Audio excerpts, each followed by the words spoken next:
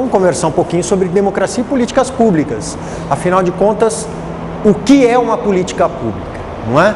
E vamos estudar um pouquinho do conceito de cada um desses temas, da democracia e das políticas públicas. Como a gente pode ver no primeiro slide, para a concepção de democracia pública que nós temos hoje, existem três concepções que conformam ela. Essa concepção que nós temos hoje é conformada por três concepções históricas. A primeira delas, que vem clássica, que vem da democracia grega clássica, antes de Cristo. Estamos falando do oitavo século ou sétimo século antes de Cristo. Estamos falando que a democracia é o regime onde o povo governa. O conjunto de cidadãos governam. Aquelas pessoas que são politicamente capacitadas vão governar. Na democracia ateniense, quem era politicamente capacitado, né? Eram só homens gregos e que tivessem condição econômica suficiente para não precisar trabalhar. Tá? Por quê? Porque se precisasse se dedicar-se ao trabalho braçal, né? Pegar na enxada, pegar na vassoura, aí esse cara não tinha condição de ser cidadão. Naquela época, então, você tinha uma compreensão de democracia, sim, que todo mundo que tivesse preparo intelectual poderia ser um participante do governo, poderia opinar quanto ao governo, não é? Na Idade Média já vem uma outra teoria, que é de Roma, mas uma transformação da teoria romana, que compreende o poder, né, soberano, ascendente do povo a determinar a representação política e elaboração das leis. Então, espera um pouquinho, agora é o povo que participa diretamente no governo? São cidadãos intelectualmente preparados que vão participar do governo? Não. Agora surge a figura do representante. Por quê?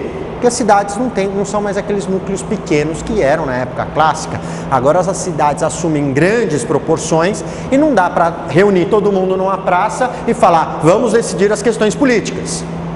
Então, aí você fala do quê? Que todas as pessoas concordam em serem governadas e representadas por um representante político. Tá?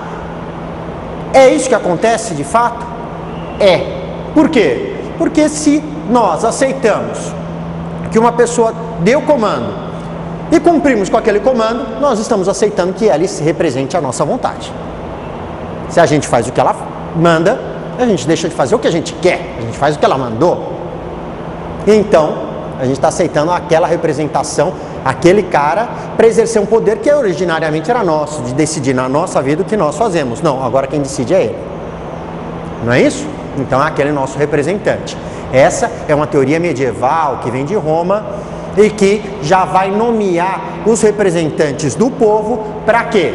Para ocupar os postos do governo ou cumprir as funções que o governo determina, que é a função administrativa, executivo, a função legislativa de elaborar as leis que vão ordenar a sociedade, que vão determinar o que se pode e o que não se pode fazer dentro da sociedade, e o judiciário para resolver controvérsias decorrentes da aplicação das leis. E a teoria moderna, mais recente, aonde a virtude e o governo das leis elaboradas a partir do consenso fundado na participação de todos. Você volta a ter uma participação popular. Agora não é um representante que está lá te representando. Ele está lá, na verdade, para fazer valer a sua vontade. Você tem o direito de chegar lá, pleitear, cutucar o cara e falar, ô, amigo, não é isso que eu quero não. O que eu quero é aquilo. Eu não quero a escola, eu quero viaduto. Eu não quero viaduto, eu quero hospital. Não é? Aí cabe ao povo manifestar a sua vontade para daí o representante colocar aquela vontade em prática.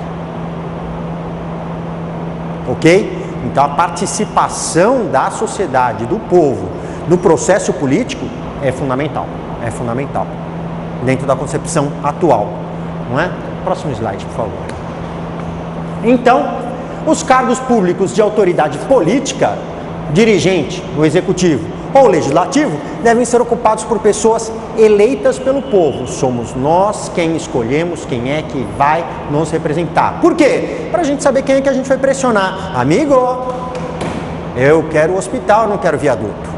É ele que eu vou pressionar, por quê? Porque foi ele que eu votei, eu sei quem é. Não é?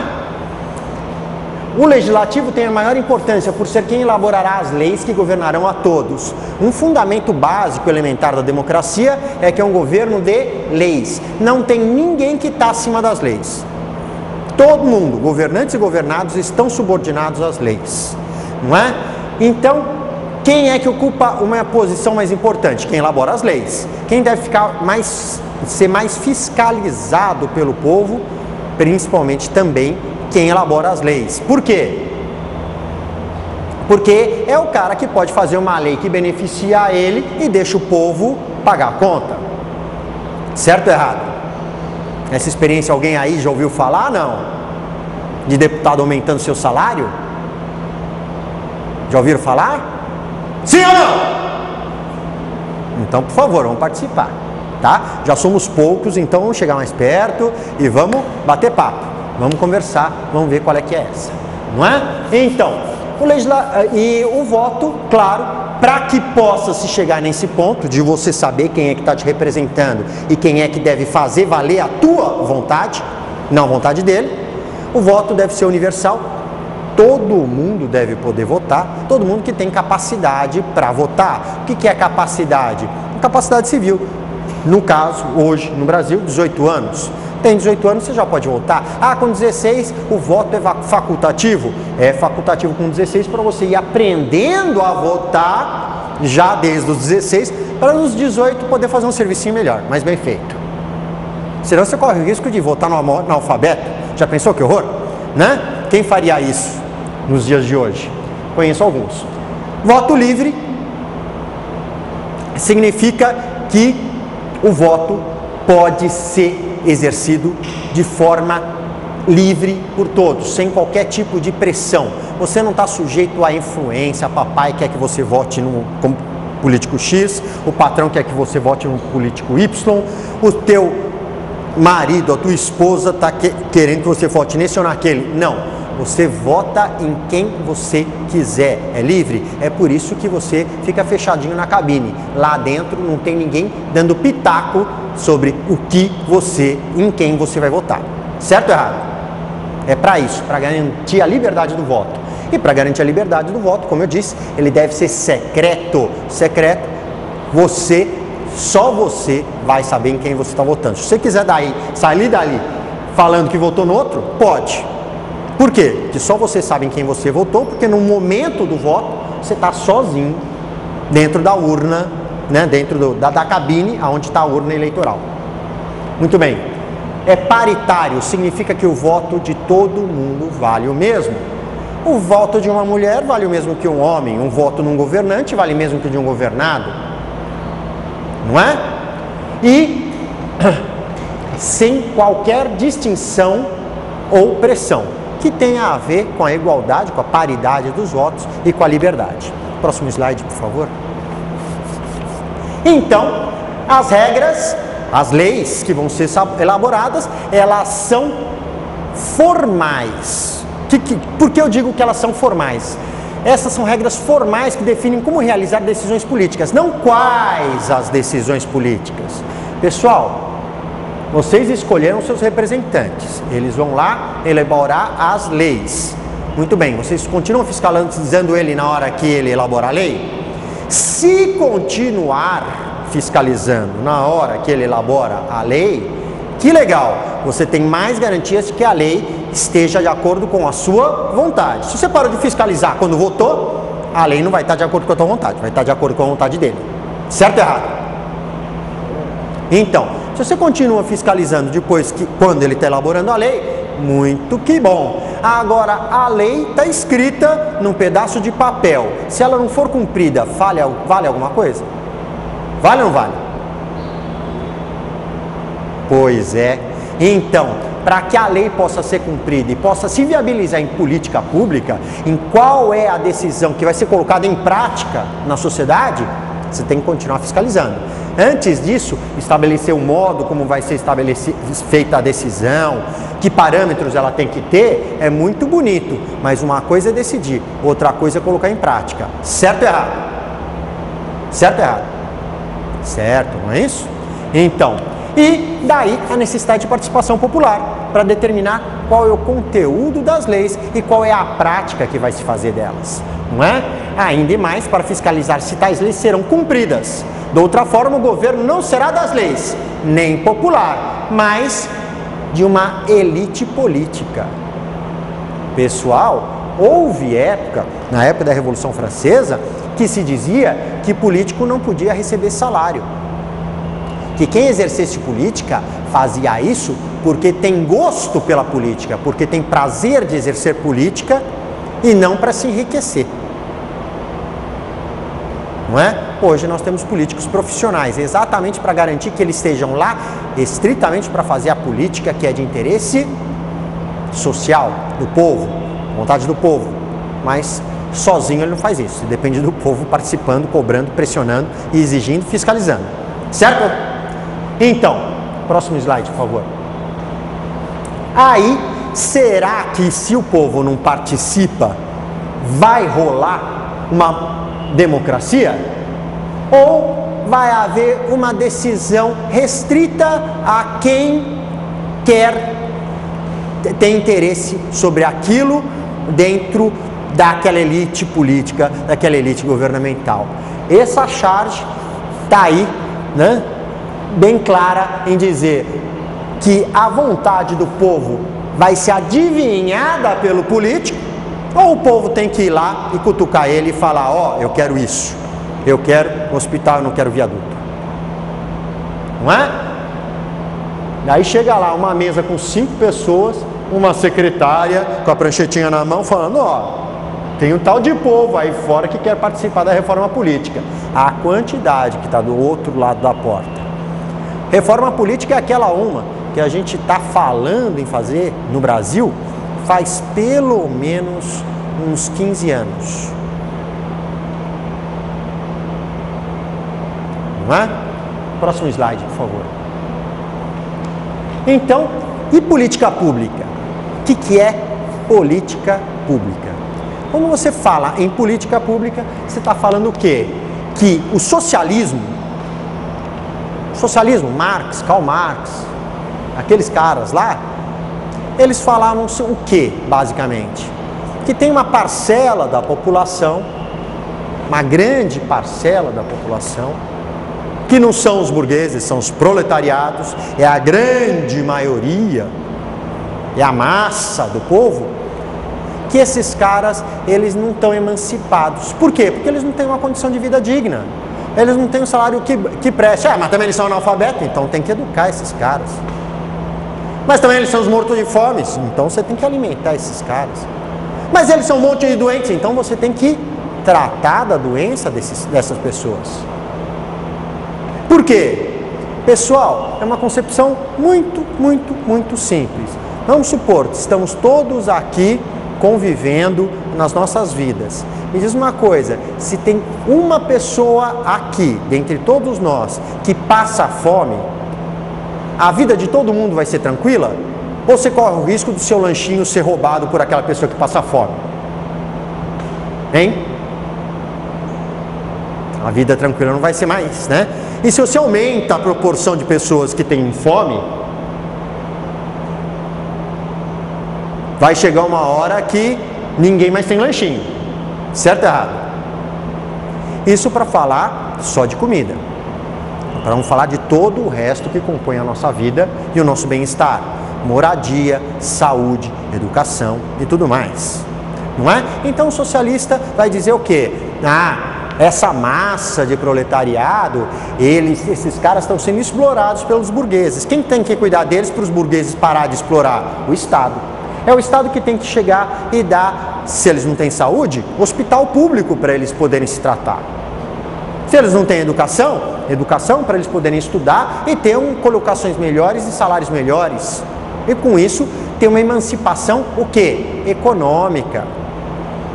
Ter condição econômica para ter uma condição de vida digna. Não é?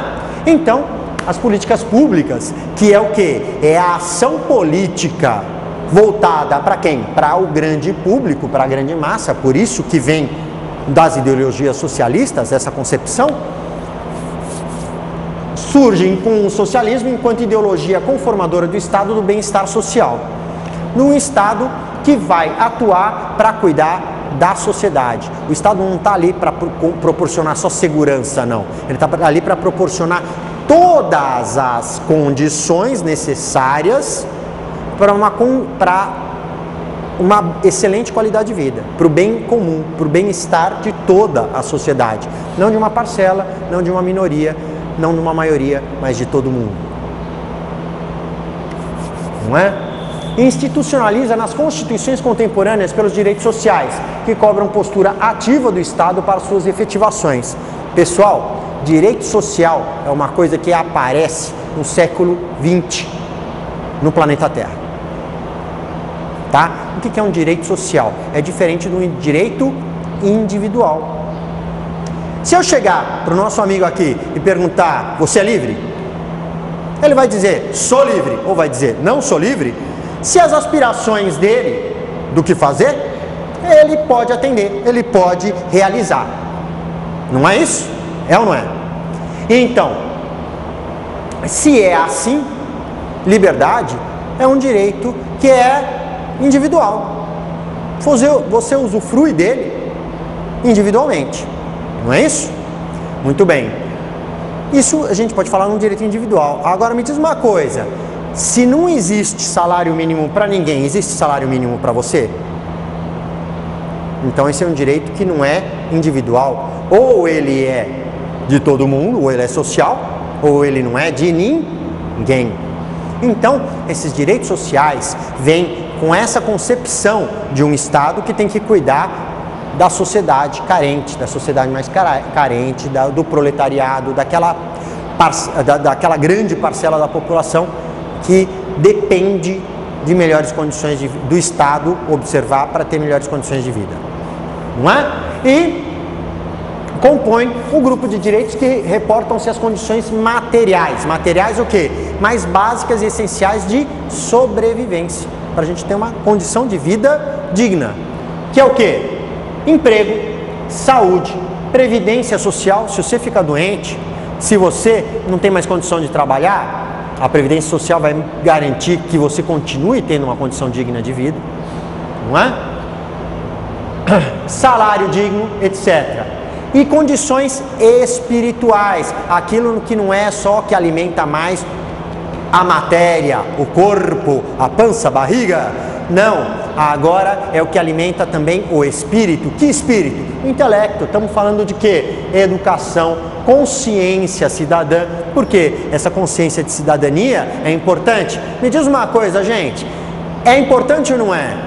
Voltando àquele exemplo, estamos todo mundo vivendo junto, ninguém passa fome, todo mundo tem seu lanchinho de forma a ter as suas necessidades básicas de alimentação e de prazer na alimentação satisfeitas.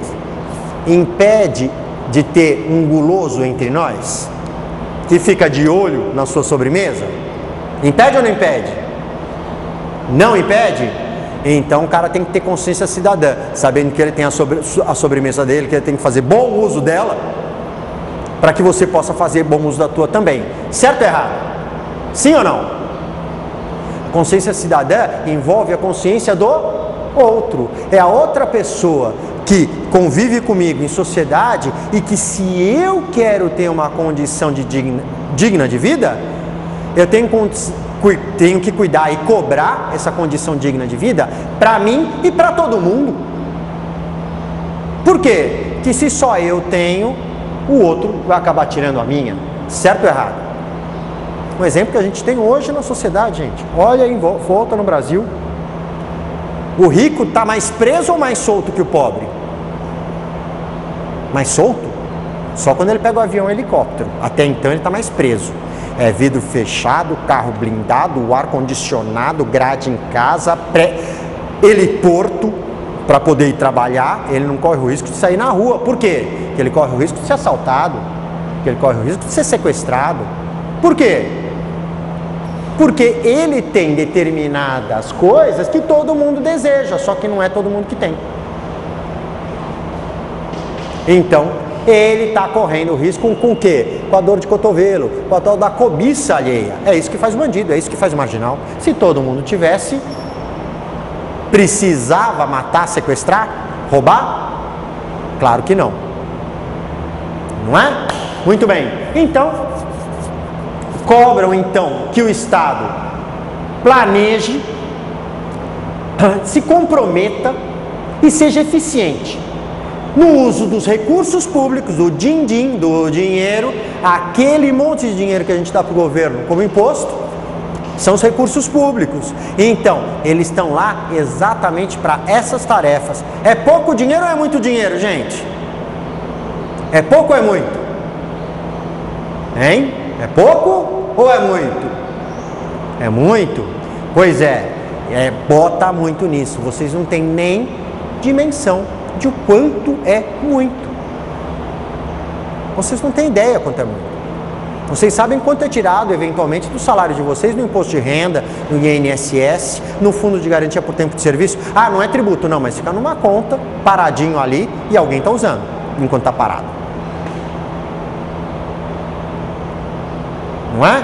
Em ICMS que vocês pagam em cada bala, chiclete. No IPI que vocês pagam quando compram um produto industrializado, um carro, um computador, um celular. Não é? No ISS, quando vocês pagam, quando vocês estão recebendo serviços que alguém está prestando para vocês. Tem mais uma batelada de imposto que tem por aí. A gente não tem dimensão, ideia de o quanto a gente gasta de imposto. Só para ter uma percepção superficial disso, saibam que 30%,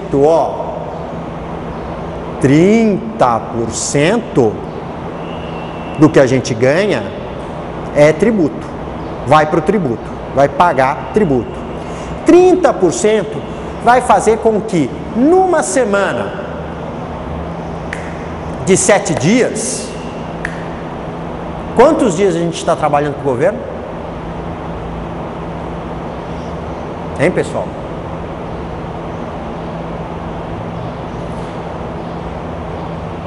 Tem pelo menos 2 dias da semana que você está dando para o governo de trabalho teu. Trabalhar um dia inteiro é fácil? Ou você tem que dormir bem a noite seguinte para dar conta de trabalhar no dia seguinte? Pois é, esse e o do dia seguinte está lá, para o seu governo, para o nosso governo. Muito bem. Para bem equacionar os gastos na inclusão dos excluídos no gozo dos direitos fundamentais. Direitos fundamentais é o direito à liberdade, o direito à igualdade, à dignidade, à alimentação, à escola, à saúde, à previdência social, à seguridade social. Tudo isso que vai fazer com que a gente tenha uma condição de vida digna. Muito bem. Quem não tem isso é considerado excluído do quê? Disso. A que cabe recolher tanto tributo? Para poder botar esses caras no gozo, no usufruto desses direitos, dessa classe de direitos, dessa condição de vida que vai fazer com que essas pessoas possam viver melhor, possam viver bem. Ok? Próximo slide, por favor. Agora, precisa de fiscalização do povo para saber disso? Vocês já notaram que cada vez que fala, vamos acabar com a fome, povo, contribua. Parece que o imposto que a gente pagou não é suficiente ainda. Vamos acabar com o problema da saúde. Vamos criar mais um tributo. O que a gente recolhe não é suficiente para isso.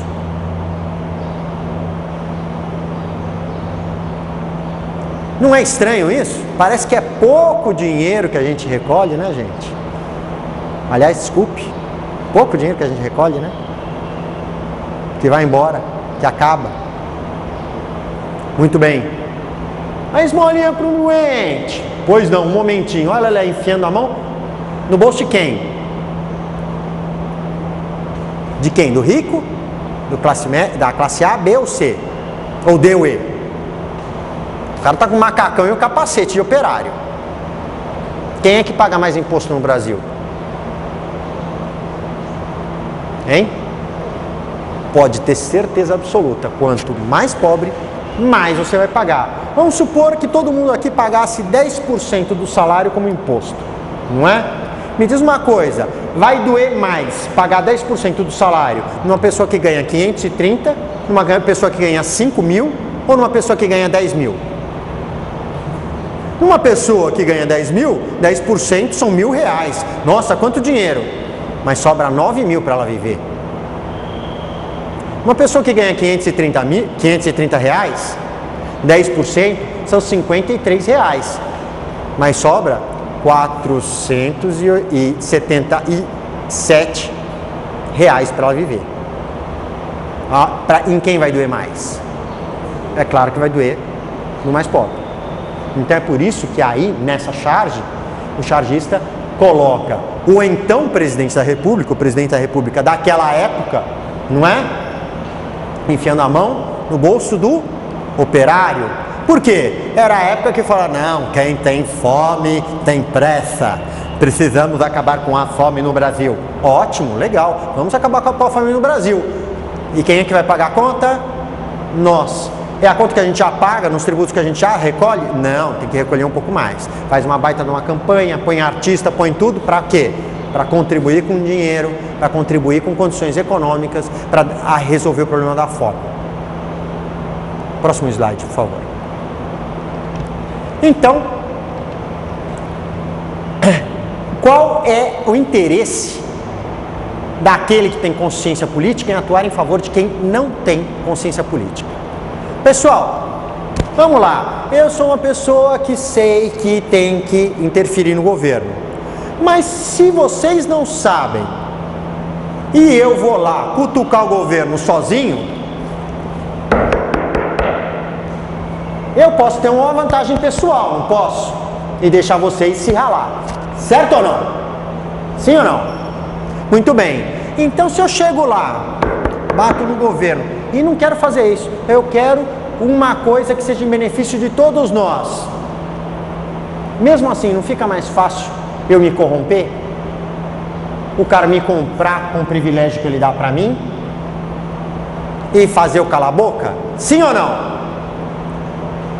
Então, mas de qualquer forma, se nós temos um bom número de pessoas que têm consciência política, qual é a importância de nós lutarmos pelas pessoas que não têm essa consciência política? Para começar, qualquer excluído, para quem tem, é um perigo em potencial, certo ou errado?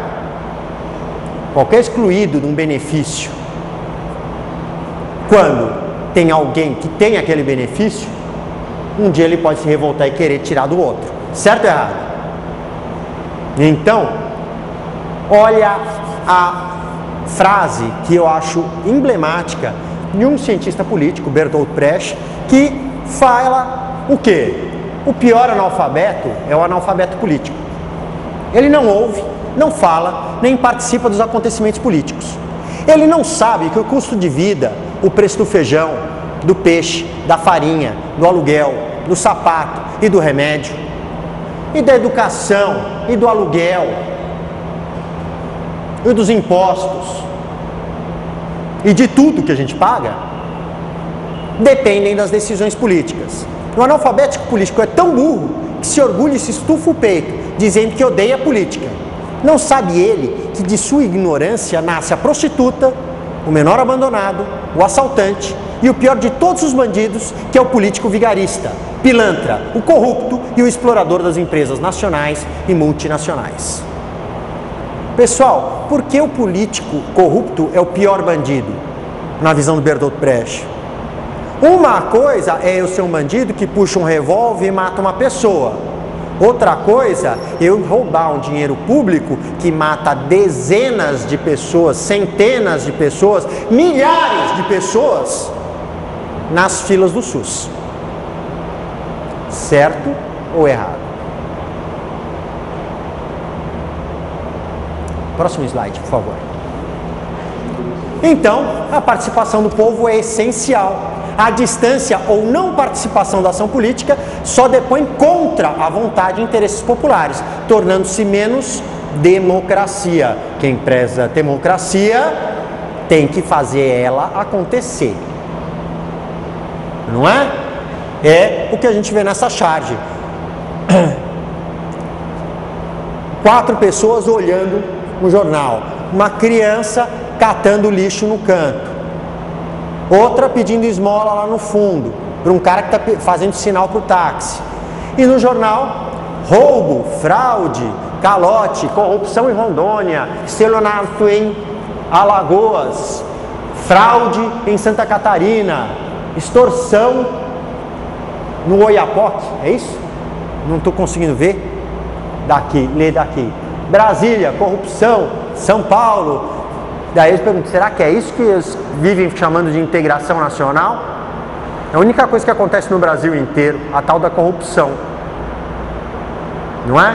Você chega num estado, você tem boas estradas, no outro estado você tem uma boa política de educação. Agora, ter boas estradas em todo lugar, uma boa política de educação em todo lugar, não tem. A única coisa que tem integrado em todo o território nacional é a tal da corrupção. Por quê? Tem interesse popular sendo atendido com corrupção? Não. E tem a participação popular para cobrar isso? Também não. É isso que abre o espaço para a corrupção. É por isso que a política fica feia.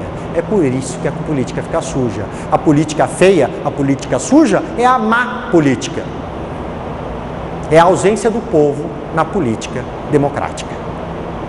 Vamos lá. Próximo slide, por favor.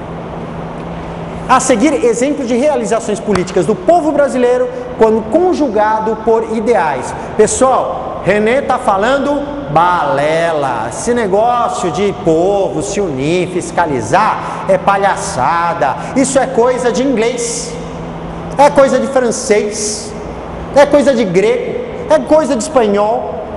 Não é coisa de brasileiro. Brasileiro não faz isso. O brasileiro é um povo pacífico, só faz piada de tudo, né? É um trouxa, é uma ovelhinha de presépio. Certo ou errado? Eu garanto para vocês que é errado. Tenho aqui apenas alguns dos exemplos que, quando o povo se uniu, bateu o pé, conseguiu. Vamos ver? Primeiro deles, por favor. Em 1984, na Praça da Sé, cidade de São Paulo. Galera, a fotografia não está bem, tá? Na parte de cima você vê a Catedral da Sé em São Paulo, os prédios em volta, tudo isso aí é um conglomerado de 5 praças em São Paulo, no centro de São Paulo. Tá vendo esse monte de cabecinha branca ali, de coisinha branca? É camiseta de gente, tá? É gente aglomerada na Praça da Sé. Isso é uma área de nada a nada, sem exagero, de coisa de 1.000 a 2.000 metros quadrados, lotado, apinhado de gente. Por que tinha tanta gente unida em 1984? O que eles estavam querendo? Esses caras, 1984, gente, a gente tinha a tal da ditadura, a gente estava começando a abertura democrática, a gente estava pleiteando o quê? Diretas já. A gente queria, depois de 20 anos de ditadura, uma eleição direta para presidente da República, porque já fazia 20 anos que a gente não escolhia um presidente da República no Brasil. Quem escolhia eram os militares. Só tinha presidente da República, general do Exército, gente. Pode olhar, de 64 até 85, só teve general do Exército como presidente da República. Me diz uma coisa, era eleição com carta marcada ou não era? Era ou não era? Só podia ser, não é? Muito bem, próximo slide, por favor. Em 1984, direta já. Movimento popular envolveu políticos, artistas, atletas, religiosos, sociedade civil em diversas cidades nacionais. Aquele é só o exemplo de São Paulo, não é? Cobrando eleições diretas para presidente, ou seja, o princípio para o retorno de um governo democrático, né? Para começar, tem um presidente civil que fala a língua do povo, não a língua dos militares, não é? Qual o efeito? Tivemos a primeira eleição direta? Não tivemos eleição direta. Os militares não deram o que a gente queria, mas se não desse nada com aquela reunião popular, ia dar problema ou não ia? Com aquele grau de concentração, de envolvimento do povo pedindo direta já, Ia ter problema ou não ia ter problema? Sim ou não? O pessoal estava organizado, não é? Em torno do ideal. Se não dá direta já, tem que dar alguma coisa, que senão eles quebram o pau. Vira revolução. Então o que eles fizeram? Eleição do primeiro presidente civil, indiretamente, pelo Congresso Nacional, mas não foi uma eleição com cartas marcadas. Agora o Congresso Nacional pôde eleger indiretamente um presidente que fosse fosse um cara que estivesse preocupado e interessado com os interesses populares, com a vontade do povo, e não com os interesses militares de preservar a segurança nacional, como diziam os militares na época da ditadura. Então, tivemos a eleição do primeiro presidente civil em 20 anos, a abertura democrática, começaram a abrir para ter uma democracia, e para isso começaram a fazer o quê? A Constituição de 1988. Agora, qualquer um que venha governar tem que governar sob o comando das leis constitucionais, sobre a Constituição de 1988. Então, em 84, quando se elegeu o presidente, ao mesmo tempo, você foi criando condições de formar um Congresso Nacional eleito pelo povo para elaborar uma Constituição e voltar à democracia. O povo unido derrubou ou não derrubou a ditadura militar no Brasil, na década de 80? Sim ou não? Acabou com a ditadura militar? É claro que acaba, gente. Normalmente a gente pensa, militar é um cara forte, robusto, preparado, armado, ele pode matar um monte de gente. Não se for a mãe, a irmã, o irmão, o tio, o primo dele que está ali reclamando. Certo ou errado? Ele também é povo, militar também é povo. Ele também pode estar em desacordo com o governo. Não é isso? Próximo slide, por favor. Então, na Constituição de 88, dentre essas conquistas obtidas pelo movimento Direta Já, temos o artigo 1º dizendo quais os fundamentos do Estado brasileiro: a cidadania, a dignidade da pessoa humana. Cidadania por quê? Todo mundo é cidadão, todo mundo tem direito de participar da política, tem direito de influenciar na política, pressionar a política. A dignidade da pessoa humana, quem é que pode viver com dignidade no Estado brasileiro? Todo mundo, basta ser humano. Ah, não, só branco. Não, humano também envolve o negro. Ah, só homens? Não, humano também envolve as mulheres. Ah, só os saudáveis? Não, humano envolve o doente, o aleijado, o deficiente físico, ou o que for. Dignidade da pessoa humana para todo mundo. E os valores sociais do trabalho e da livre iniciativa. Dar dignidade para a pessoa é ficar dando mesada? Hein, pessoal? É dar mesada? Vou contar uma historinha para vocês. Me diz uma coisa. Qual é a diferença de uma dignidade para uma não dignidade, para uma indignidade? Todo mundo já sofreu isso na vida. Eu posso garantir. Quem aqui um dia, por acaso, possa ter recebido mesada de papai e mamãe? Eu não recebi. Mas se por acaso um dia vocês receberam mesada de papai e mamãe, no dia que vocês desagradavam muito papai e mamãe, o que acontecia com a mesada? Deixava de existir. Supondo que tenha sido como eu, que nunca recebeu mesada de papai e mamãe, quando precisavam de um dinheirinho para pegar um cinema, para comprar um livro, que não é o do material escolar, um livro que você quer ler, um gibi ou qualquer coisa, você chega e fala: pai, me dá dinheiro? Quando ele fala: pra quê? Me diz uma coisa, sua dignidade continua de pé ou caiu? Não caiu? Você não tem direito a escolher o que vai comprar com o teu dinheiro. Não é? Por quê? Porque o dono do dinheiro não é teu, não é você, é outro, é o papai, é a mamãe. Ah, e se o governo dá uma mesada pro cara e não cobra nada de volta, o governo faz a função do pai, ele está assistindo você e cuida de tratar esse pai muito bem, votando sempre nele. Por quê? Porque no dia que ele não for eleito, ele para de dar mesada para você. Não é a mesma lógica, gente? É ou não é? É a diferença entre uma política pública assistencialista, em que eu dou uma bolsa isso, bolsa aquilo, e não cobro nada de volta, não cobro que o cara estude num curso profissionalizante, que os filhos dele estejam na escola, não é? Ou de uma política pública emancipatória. Muito bem, você está com fome, você vai receber um salário, mas você vai ter que, enquanto recebe essa bolsa aqui, você vai ter que fazer um curso profissionalizante, que já vai te botar no emprego. Então, estou pagando essa bolsa por no máximo 1 ano. Daqui a 1 ano, você já está trabalhando e conquistando teu salário e podendo decidir o que faz ou deixa de fazer com teu salário com dignidade. Certo ou errado? É a diferença entre ensinar a pescar e dar o peixe, no provérbio popular, ok? Então, próximo, por favor. A mesma Constituição Cidadã determinou como objetivos fundamentais do Brasil. Olha só que lindo, pessoal. Construir uma sociedade livre, justa e solidária, garantir o desenvolvimento nacional, erradicar a pobreza e a marginalização e reduzir as desigualdades sociais, promover o bem de todos, sem preconceitos de origem, raça, sexo, cor, idade e quaisquer outras formas de discriminação. Tá na lei?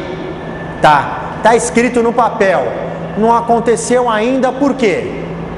Porque o governo não quis ou porque o povo não cobrou?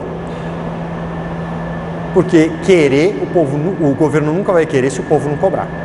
Isso eu posso garantir para vocês. A gente já tem aí mais de 30 anos dessa Constituição para ter essa certeza. Mais de 30 anos? Não, né? 88, 98, 2008 e até 2011, 23 anos da Constituição para ter certeza que se não aconteceu até agora é porque o povo não correu atrás. Vamos lá, próximo slide. Uma outra, e a Constituição brasileira ainda determina os direitos sociais, que são aqueles que determinam as políticas públicas, né? Que são direitos sociais: a educação, a saúde, o trabalho, a moradia, o lazer, a segurança, a previdência social, a proteção à maternidade e à infância, assistência aos desamparados na forma dessa Constituição. Pessoal, política pública é para fazer isso aí. É para fazer isso aí, cuidar disso. Ah, pera um pouquinho, você tem uma epidemia, o quê? É o governo que tem que ir lá cuidar.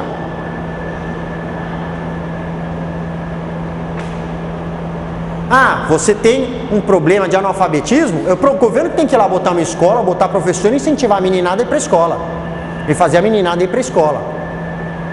Tem problema de desemprego? Opa, é o governo que tem que ir lá colocar um curso profissionalizante e botar as pessoas para dentro da escola para aprender, estudar e se emancipar. É isso que é política pública para garantir aquilo que é direito social. Próximo slide, por favor. Então, outros exemplos vitoriosos da União Popular são os projetos de leis por abaixo assinado. A Constituição de 88, ela determina que o povo pode apresentar um projeto de lei via abaixo assinado. É claro que, pessoal, se você tem milhões de assinaturas no abaixo assinado para apresentar um projeto de lei, a probabilidade dessa lei é ser aprovada ou reprovada? Hein? Aprovada, não é? Você tem milhões de assinaturas, falou, opa, se a gente reprovar isso aí, quantos votos a gente está perdendo? Esses caras estão de olho, não é? As poucas vezes que nós conseguimos apresentar um projeto de lei, porque o processo é muito difícil, tem que colher muitas assinaturas em várias partes do território nacional, a gente conseguiu a Lei 8.930, de 7 de setembro de 1944, caracterizando de chacina realizada por Esquadrão da Morte como crime hediondo. Ah, chega policiais, esquadrão, que se autodenominam justiceiros, saem matando as outras pessoas, eles vão ter um tratamento como homicida? Não, é um crime hediondo. Ele vai ter uma pena mais séria, mais cruel, não é? Da mesma forma, a lei promulgada em 29 de setembro de 99, tipificando como crime passivo de cassação de mandato político a compra de votos. Outra coisa que é boa para nós, povo, lei promulgada em 17/6/2005, criou o Fundo Nacional de Habitação, dá casa para as pessoas, isso é política pública de moradia. E projeto de lei ficha limpa, que alterou a lei complementar 64 de 90, que é esse que a gente está ouvindo falar em jornal à torta direito, que vai caçar o político que tem uma condenação num crime que esse cara não pode mais concorrer às eleições. Próximo slide, por favor. Então, vou agilizar um pouquinho, já está na hora da aula, né, pessoal? Então, agilizando, vejamos alguns exemplos de políticas públicas lançadas pelo governo sem o apoio popular, suas eficácias e as críticas recebidas. Combate à corrupção na política via Polícia Federal e Ministério Público. A gente vê a Polícia Federal correndo atrás de político, vê o Ministério Público propondo ação contra político. E é o que a gente vê lá, 2 ratos, né? Uma rata e um rato, de cartola, gravatinha. Que vergonha, logo em nossa porta, diz a rata. E o rato: não se preocupe, querida, essa ratoeira não se me segura por muito tempo. Ou seja, colarinho branco, crime de colarinho branco no Brasil não vai para cadeia. Essa é a fé que esses caras têm. A gente não fiscaliza, não vai mesmo. Chefe, lembra-se dos crimes de colarinho branco? Até agora só conseguimos prender o colarinho branco. Colarinho branco é aquele cara que usa a camisa branca e a gravata. É por isso que é o crime do colarinho branco. É o cara que está paletó e gravata. Esse cara é o político, é o empresário, é o grande, é o poderoso. Esse cara não vai para cadeia. Vai para cadeia se o povo estiver fiscalizando. Se o povo não fiscalizar, desencana. Ele consegue comprar a liberdade dele. Próximo slide, por favor. Então, aí a gente tem algumas políticas públicas, né? Nos anos 70 a gente queria acabar a crise do petróleo e que podia causar fome no mundo. Tinha gente já revirando lixo para comer. Nos anos 80, o mesmo cara casa com uma negra, né? E tem um gatinho ali para eles cuidarem também, que é nos anos 80. O desmatamento pode causar a fome no mundo.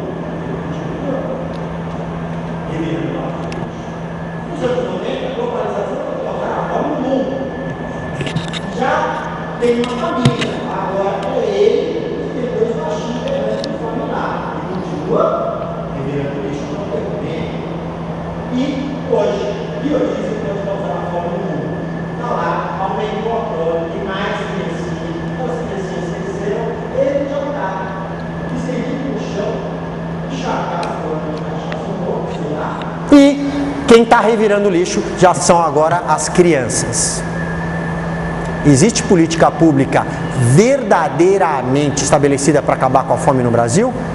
Não. Por quê? Porque até agora o povo não cobrou e não participou das políticas públicas que tinha que participar. E participar não é participar com dinheiro, não. É fiscalizando o governo e cobrando o governo nas ações que tem que participar, que tem que realizar. Próximo slide. Então, pela melhoria na qualidade do ensino, né? A gente sempre está falando que o ensino no Brasil é ruim, que tem que melhorar. Olha a charge, alguma coisa deu terrivelmente errada, né? A evolução do homem era macaco, começou a andar de pé, começou a ter a primeira ferramenta, desenvolver a ferramenta, ficou ereto, daí foi pegando outras ferramentas de braçal, trabalho braçal, a enxada, foi encurvando e agora fica parado na frente da Rede Globo, assistindo programas que servem muito para emburrecê-lo. Por isso que de macaco virou burro. Não é isso? Próximo slide, por favor. O infinito. Pai, existe vida inteligente? Existe, mas só nos outros planetas. Pessoal, a gente vai se dizer inteligente quando a gente deixa tudo isso acontecer ao nosso redor? Nós somos super inteligentes e estamos deixando tudo isso acontecer com nós mesmos? Não é estranho? Não é contraditório? Não é paradoxal? Não é? Próximo slide, por favor. Propaganda eleitoral. Se eleito, vou acabar com a violência e a criminalidade. E os ladrões achando graça do que o político está falando. Vem ver, Julião, esse programa humorístico é bom demais da conta. Peraí, vou acabar aqui, já estou indo assistir. Está assaltando a moça lá. Próximo slide, por favor. A declaração, Portugal cobrava os quintos, ou seja, 20%. Bons tempos, hein? Pessoal, Se lembra daquela expressão, vá para os quintos dos infernos? O quinto dos infernos é uma expressão que apareceu no Brasil quando houve a derrama de Portugal, quando Portugal veio cobrar os impostos que atrasados no Brasil, não é? Que era um quinto do que a pessoa conseguia apurar na atividade dela. Então ele conseguia tirar 1 quilo de ouro, ele tinha que pagar um quinto, 200 gramas tinha que ir para Portugal, não é? Era 20%. Ele está falando ali, no slide anterior, Portugal cobrava o quinto, ou seja, 20%. Bons tempos, hein? Porque hoje já passou desses 20% em muito. Tá? Próximo slide. Não é? E o mundo do Mágico de Oz. No Ministério da Agricultura, quer o contrato dos governos, quer ver se rola mais um mandato político, quer o seu rico dinheirinho, o leão. Ou seja, tem aquelas figuras que ninguém sabe quem é, que está querendo um ministério, que ninguém sabe de ministério, só sabe do presidente da República. Mas o ministério lá, hoje em dia, o da bola da vez é o dos esportes, né? Ali, ó, ele está querendo fazer o que no ministério? Palhaçada. E quem quer contratos com o governo? Aquele engenheiro, aquele cara enlatado e que vai trabalhar muito? Ah, muito bem. E o político? Ele só está querendo mais um mandato. Para quê? Para poder garfar o dinheirinho dele. Imposto de renda. Está tirando dinheiro de nós para servir para isso tudo. Próximo slide, por favor. Políticos e políticas. O que você está fazendo? Um metrô cavando o chão. Metrô, você está fazendo um baita buraco no meio da rua, mas cheio de promessas. Para quem quer acreditar em promessa, não precisa fiscalizar, né? Agora, quem põe em dúvida a promessa que o político faz, fiscaliza para ver se ele prometeu e vai cumprir. Porque se não cumprir, ele não merece ser reeleito. Próximo slide, por favor. A corrupção básica gera falta de saneamento básico. As doenças básicas, o assistencialismo básico, o voto de cabresto básico e, é claro, a eleição do político básico. O que faz a corrupção básica? Será que nós somos responsáveis pelo nosso voto e pela política nacional? É claro que somos. Próximo voto, por favor. Então, e a solução? Modelos se esgotam quando, em vez de reproduzir as virtudes, as qualidades, passam a reproduzir apenas os vícios, os defeitos. Quando isso acontece, está na hora de mudar. O Brasil, como qualquer democracia, tem uma alternativa facinho de mudança. Chama-se eleições e participação popular. Se cada vez que a gente for para a eleição votar nos mesmos caras, que já mostraram que não servem, a gente não está mudando, a gente está querendo que se mantenha aquilo que a gente acha que não serve. Próximo slide, por favor. Grandes momentos do marketing político. Tive uma ideia. Vamos dizer que o adversário é um maconheiro que tem uma vida de pecados e luxúrias e inclusive já fez vários abortos. Aborto, mas o nosso adversário é homem. Ótimo, os eleitores vão ficar horrorizados. Não interessa o que você vai falar, se é verdade ou mentira. Ter um dossiê que convence as pessoas é mais importante. Próximo slide, por favor. Político ruim, fora. A reforma política começa por nós, eleitores e povo brasileiro. Próximo slide.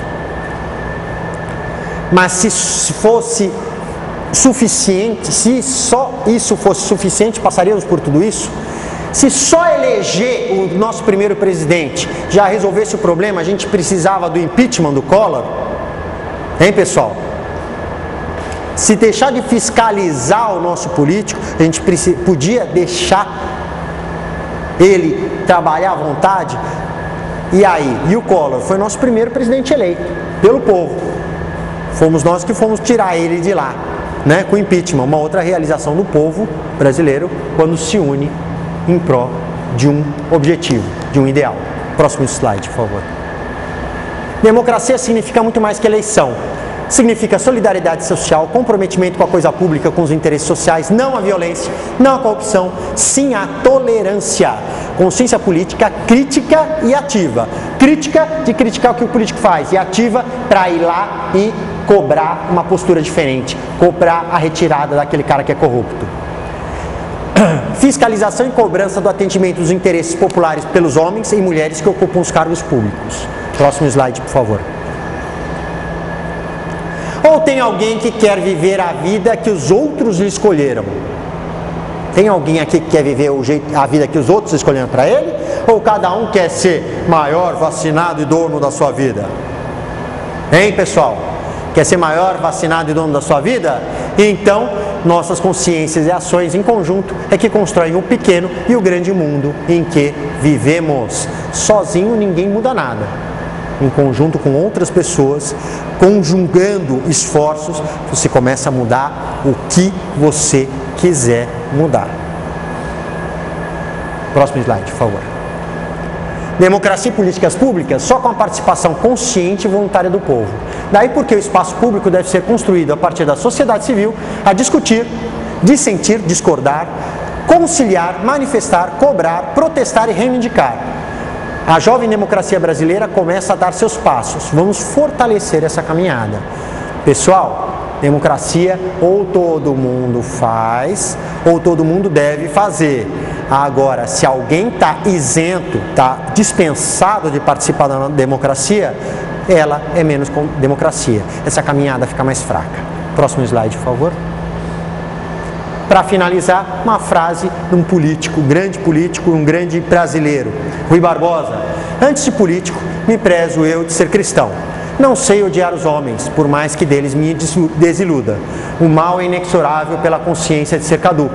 O bem, paciente e compassivo, pela certeza de sua eternidade.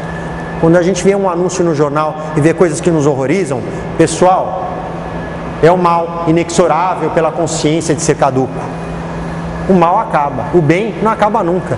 Nunca deixa de existir uma mãe cuidando de um filho, um pai atencioso com o filho, a ajuda para uma pessoa que precisa. A caridade, ela não deixa de existir no meio da sociedade, ela só não é noticiada. E digo mais, o bem ainda é maioria no nosso mundo, porque senão a gente não estava tendo condição de viver dignamente. Ok? Tenha uma boa noite, qualquer dúvida eu estou à disposição.